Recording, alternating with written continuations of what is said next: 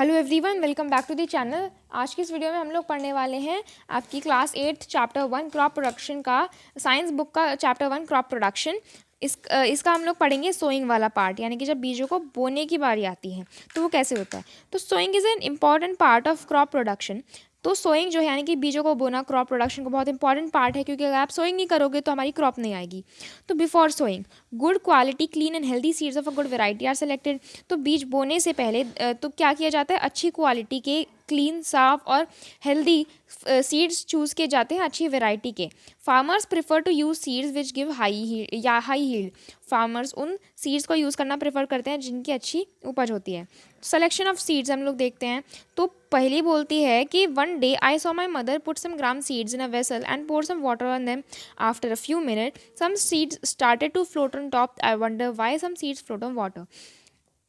Then वो बोलती है कि एक दिन मैंने अपनी मम्मी को कुछ चने के जो बीज होते हैं वो एक बर्तन में डालते हुए देखा और उसमें पानी डालते हुए देखा।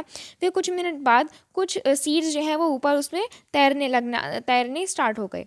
तो ऐसा क्यों हो रहा था, ठीक है। तो यही हम लोग डिस्कस करने वाले हैं। वो जो तैर रहे थे वो होते हैं डैमेज्ड सीड्स, क्योंकि अंदर से क्या हो जाते हैं, हॉलो हो जाते हैं, ठीक है, खोखले हो जाते हैं।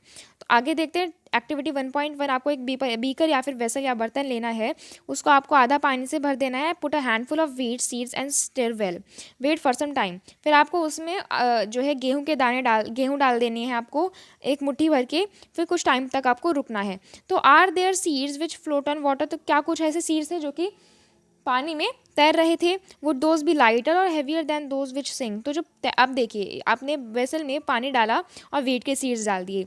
कुछ तो आप देखोगे कि ऊपर तैर रहे थे, कुछ जो है वो नीचे डूब गए थे, ठीक है, कुछ सीड्स। तो जो ऊपर तैर रहे थे वो हल्के होंगे या भारी होंगे जो डूबे हुए थे उनसे।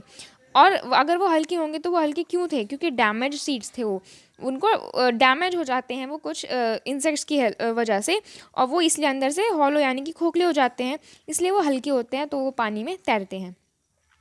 This is a good method for separating good healthy seeds from the damage ones. तो ये अच्छा मेथड है गुड मतलब अच्छे और हेल्दी सीड्स को डैमेज सीड्स से अलग करने का, सेपरेट करने का। Before sowing one of the important task is to know about the tool use for sowing seeds.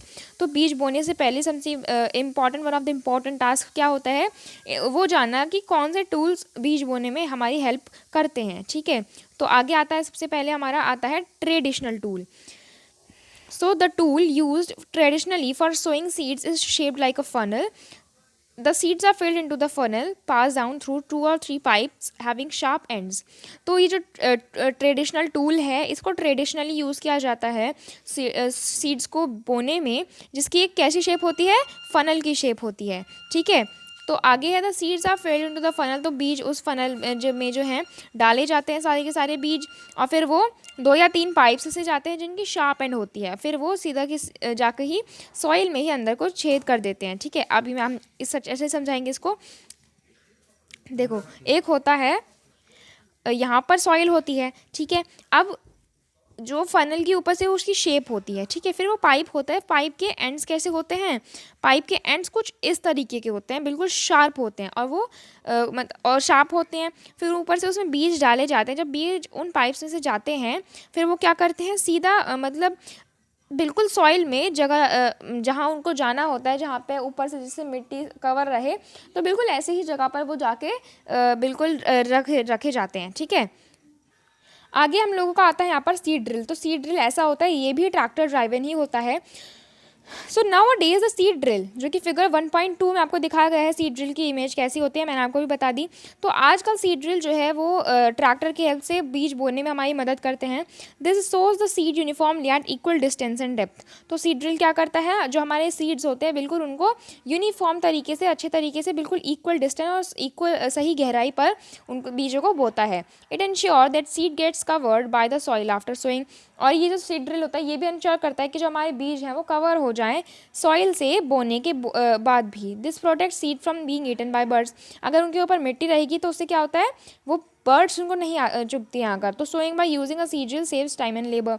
Seed drill हमारा टाइम और लेबर दोनों बचाता है। देन बूझो सेज कि हमारे स्कूल के पास एक नर्सरी है, वहाँ पर मैंने कुछ पौधों को देखा जो कि पॉली बैग्स में रखे हुए थे, तो ऐसा क्यों था। देन पहली सेज कि seeds of a few plants such as paddy are first grown in a nursery. तो पैडी यानी कि राइस जैसे कुछ जो सीड्स होते हैं पहले उन्हें कहाँ उगाया जाता है, नर्सरी में उगाया जाता है, ठीक है। व्हेन जब वो सीडलिंग्स यानी कि छोटे मैच्योर प्लांट्स बन जाते हैं उनको फिर ज़मीन में ट्रांसप्लांट कर दिया जाता है। फिर कुछ फॉरेस्ट प्लांट्स और फ्लावरिंग प्लांट्स भी नर्सरी में ही उगाए जाते हैं। फिर जब वो सीडलिंग्स में मैच्योर हो जाते हैं फिर उनको ज़मीन में दबा दिया जाता है। Appropriate distance between the seed is necessary to avoid over crowding of plants.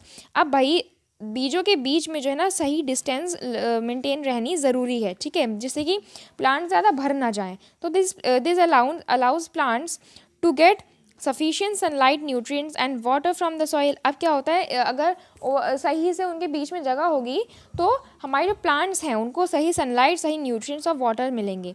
कभी कभी कुछ प्लांट्स भी जो हैं हटाने पड़ते हैं, कुछ फ्यू प्लांट्स हटाने पड़ते हैं जिससे कि हमारी जो ओवर क्राउडिंग वहाँ पर ना हो जाए।